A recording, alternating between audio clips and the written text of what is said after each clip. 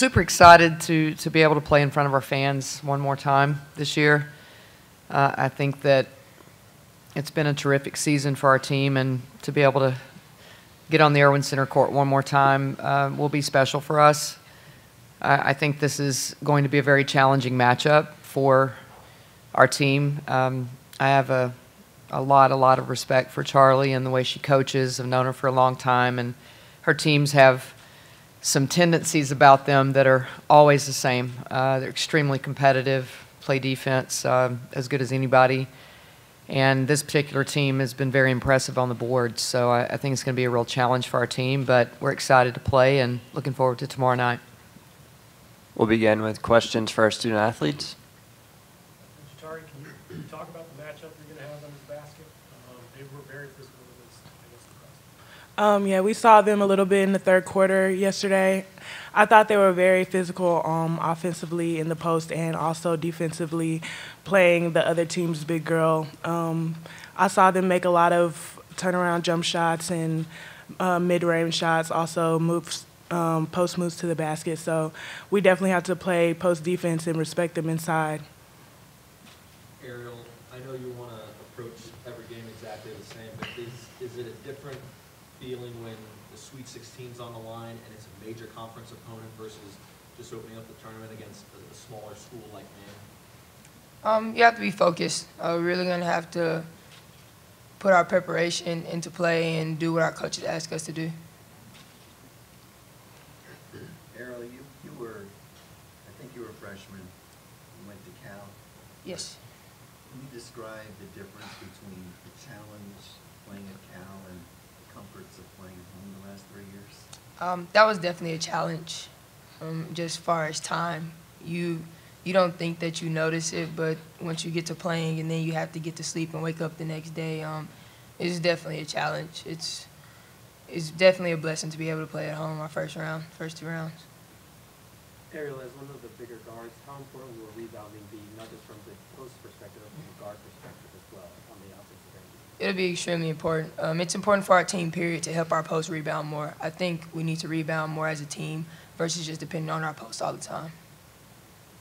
Jatari, these nerves for you guys as a team, it's got to be a certain set of nerves when you're just starting the tournament, it's that first game, versus this game where you feel like there's so much on the line, that there's so much to be said about making the second week and making the Sweet 16.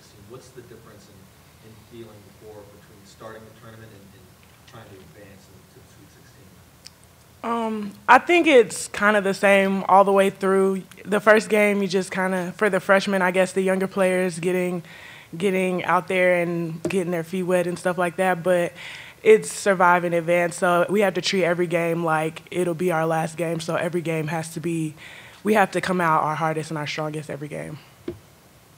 Ariel, yesterday Arizona State didn't shoot very well from three in the first half. I think it shot 3 from 13. Because three-pointers can lead to long rebounds, and from a guard perspective, are you just going to be looking to get those rebounds and just push the ball if they're long rebounds? I mean, we would like to push the ball, but we have to start off with rebounding. How much more difficult is it to prepare at this point in the season where you're not as familiar with the next team than it was like when you're playing Big 12 teams who you're pretty familiar with? You definitely have to be more focused. In the film room, you have to have a more keen focus on personnel, I would say, because as an older player, when you play the Big 12, more often than not, we kind of go through the years playing these players, and we kind of know the tendencies of the team. So we have to really focus in on what the coaches are saying, stay up all night watching film. So it's really important that we focus on the personal tendencies. Anything to add, Jatari? Yeah, I agree. When coach gets us out in practice, we have to make sure that we know exactly what the team is doing offensively, as well as making sure that we understand what they're trying to do to us on the defensive end. Jatari, does Arizona State remind you of anybody that you may have played in the Big 12, and if so, in what areas? I can't think of anybody right now. This is my first year playing the Big 12, so I'm kind of. Do they remind you of anybody? Honestly, I can't think of anybody right now. We haven't gotten film, and we haven't gotten to watch them completely through. We've only been able to watch them for the third quarter so far right now. So I'm excited to get in the film room. Ariel, when you look at your career, if you guys win tomorrow, that's 4 straight years of at least making the Sweet 16.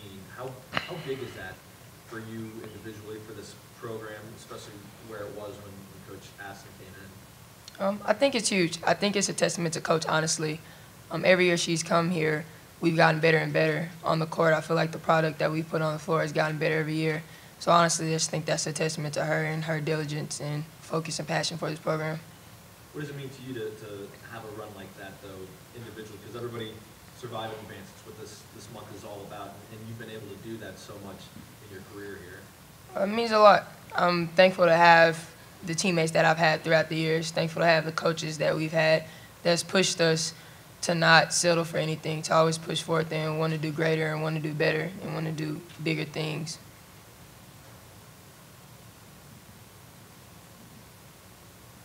Anything else for the student athletes? All right, thank you, ladies. Thank you. As a reminder, Texas's locker room is open for the next 20 minutes, but we will go ahead with questions for Coach Aston. And Karen, Arizona State tends to sub a lot, especially in really short bursts. Does that present any specific challenge or different challenge? Because they go to the bench quite often during the game. I think it does present a challenge. Just your focus has to come into play, and the fact that we're not as familiar with their personnel, and there's no way to be, as you would be in conference play. I mean, every player is going to have a little bit of a different tendency, and the things that they're looking for out of certain players are probably different. And the fact that they sub very frequently will be a challenge for us, most definitely. Our coaches will have to help a little bit more than maybe they would have to against some teams because of the frequency of the subbing. Karen, you've obviously talked about sleeping in your own bed kind of thing. Mm-hmm. Is that a carrot in front of the team during the season, knowing that no matter what happens, if you're in the top 16, you're going to play at home? Because I asked Ariel about playing at Cal, and it was rough. You still won, but it was rough. And, here it's different. I think it is a carrot's a good word for it. I definitely think that it's a motivation to, well, there's several things that motivate you for that. I mean, one is our administration and the guys that, Angela that does our schedule, and everyone that is a part of our scheduling feels very strongly about playing a great non-conference schedule. And I think that goes into play.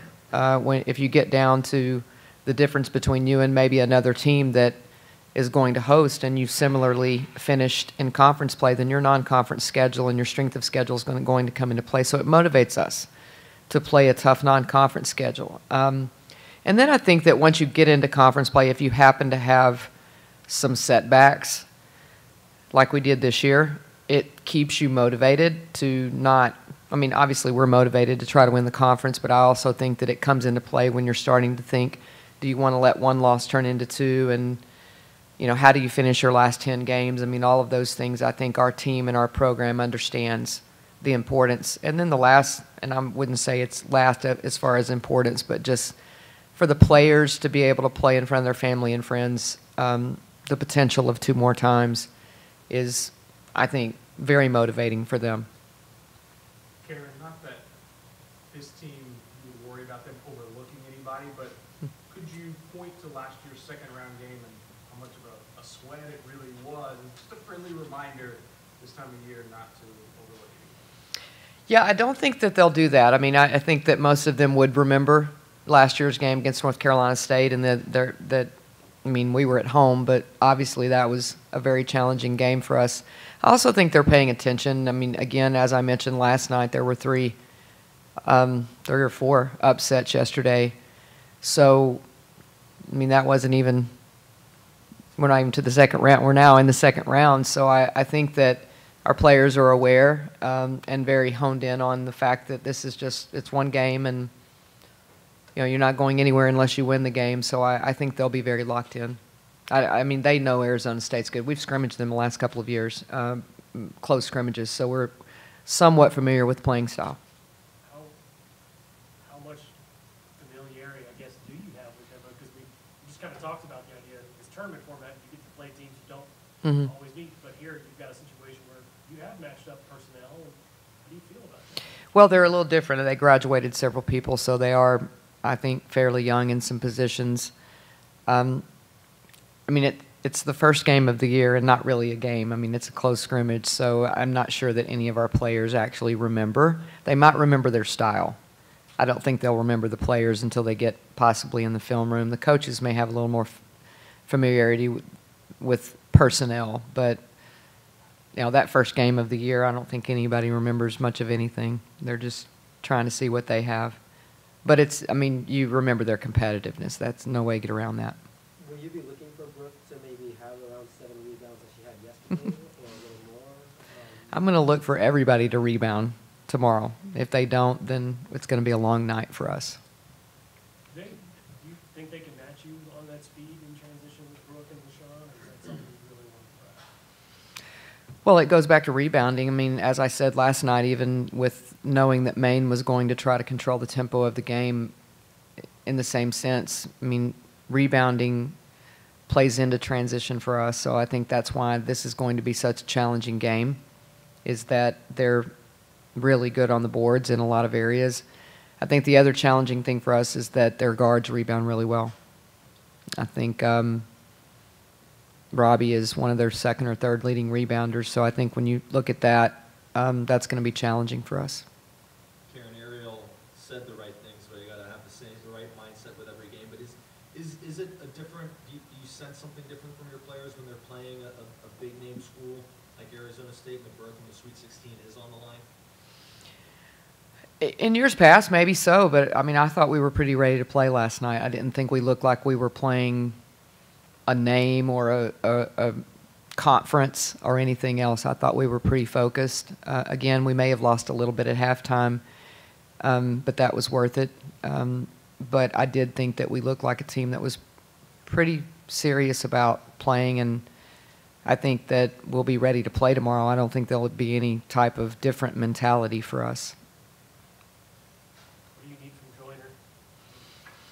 Joyner? You know, she's going to have to be very detailed defensively. Their post players are really good, and they challenge you in a different way. And I think Rick asked the players, and again, the players didn't know the answer to this because they haven't seen the bulk of the film, which we'll go into in a few minutes. But if I had to compare them to someone in our league, it probably the best team that comes to my mind might be West Virginia. And I say that only because of the physicality of their defense and the fact that they have a forward that can shoot threes really well. So I think that's the challenging thing for our forwards in general, is that they can stretch the floor, and sometimes that becomes an issue for us. So when you say Joyner, I think that's not just a challenge for Joyner. I think it's going to be a challenge for all of our forwards and post players, is that they can stretch it.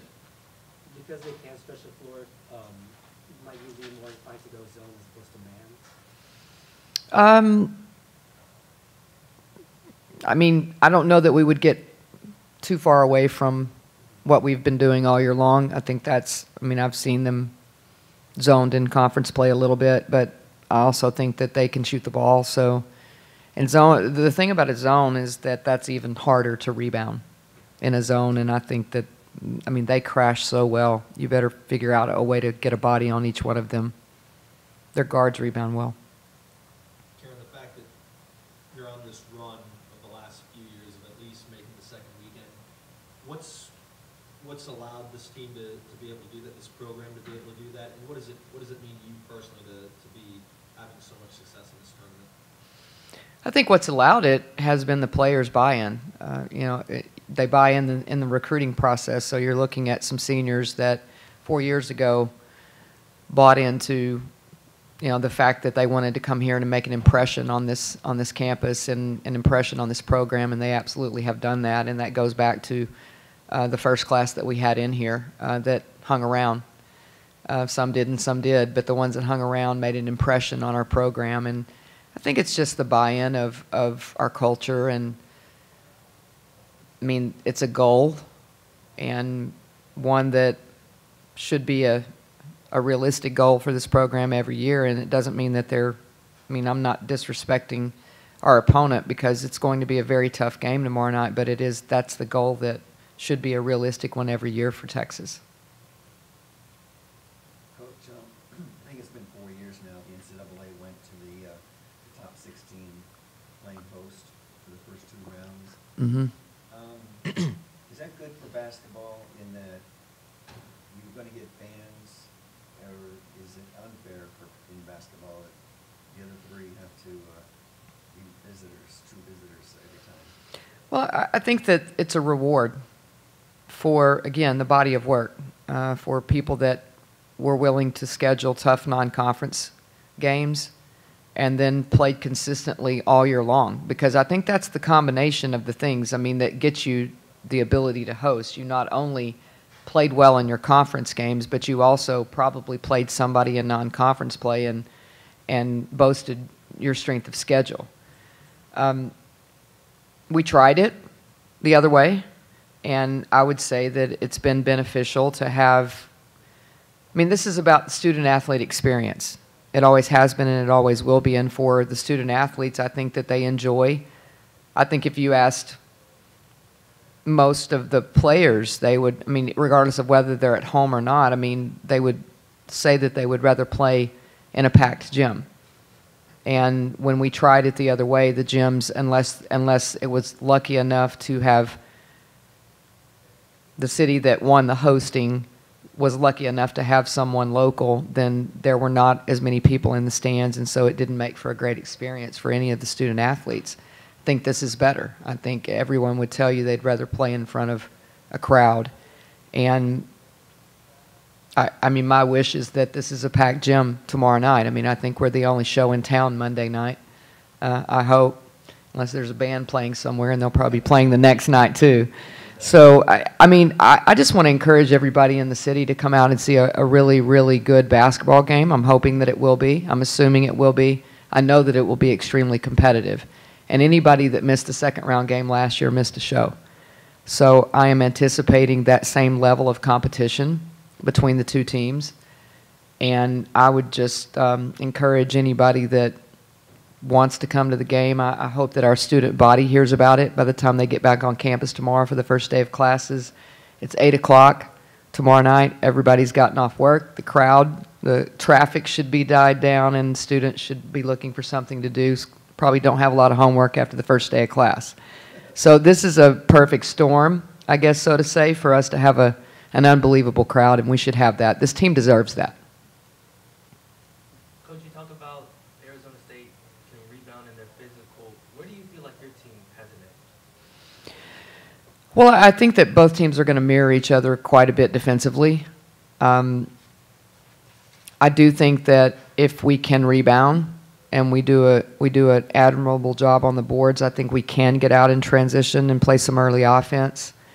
I do think that we're very similar. I mean, it's hard to say that we have an edge at a lot of positions. I think we're both very similar teams. We have some bigs that can score. We have some guards that can shoot the ball. So this is going to boil down to some real intangibles. I mean, who does the dirty things, who gets the loose balls, who boxes out. Free throws will probably come into play. I would expect this would be a game that the 50-50 stuff comes into play. They remind me a little bit, too, of Oklahoma, where every time I talk about playing, an Oklahoma, a West Virginia, teams like that in our league, it's always about the 50-50 plays. It's rugged, a little bit ugly, but you're going to see some kids flying around tomorrow night. Coach, you mentioned the seniors who have bought into the program and the culture. How much have you seen that rub off on the younger players on the team? Can't help but rub off. I mean, you look at just Chaz Patterson this year, and I know that she's not gotten the minutes that maybe she wanted or thought she would get here, but it was fun to watch her last night get in her first NCAA tournament game and actually look like she belonged. And, even though the minutes haven't transpired for her, she's really improved a lot, and I would say more than anything, her mentality has changed a little bit, and that's because the older players are rubbing off.